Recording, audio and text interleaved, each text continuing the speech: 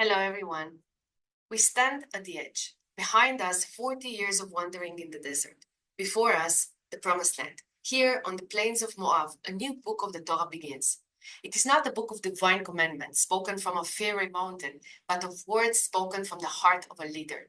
This is Sefer Dvarim, the book of words. And our Parashat Dvarim, opens with Moshe Rabbeinu's final address to the nation he led, loved, and carried for a lifetime.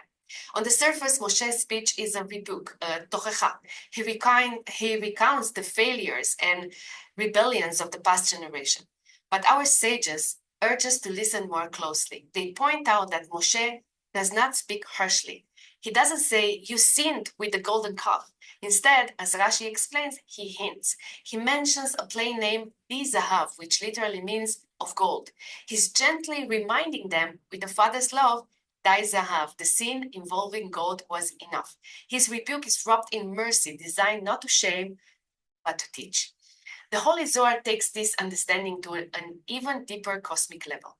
It teaches that the sins of the desert didn't just break trust. They created a spiritual fracture. They caused the holy letters of God's name to become separated. The Zohar explains that Moshe's final speech is a profound act of spiritual healing.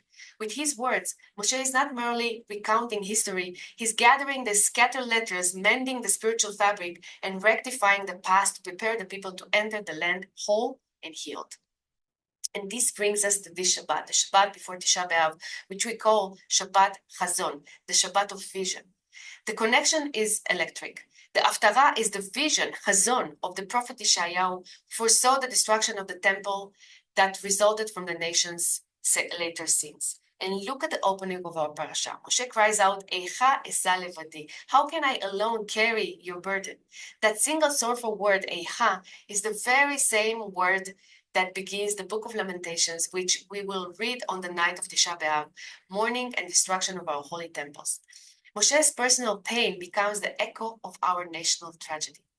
But why it is called the Shabbat of vision? It is only a vision of destruction. The great Hasidic master teaches something incredible. They say that on this very Shabbat, we are granted a spiritual gift, a holy vision, a glimpse of the future. Third temple, the Bet HaMikdash HaShlishi, standing in its eternal glory. The sadness of the past, embodied by Moshe's loving rebuke and the words Eicha, becomes the very catalyst for envisioning the future.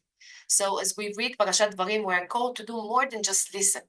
We are called to learn from Moshe's loving words, to heal our own past like the Zohar teaches, and to use the memory of what was lost to see a vision of what will be. For it is in looking back with wisdom that we gain the vision to build the future. May we marry to see this vision become our reality speedily in our days. Shabbat Shalom.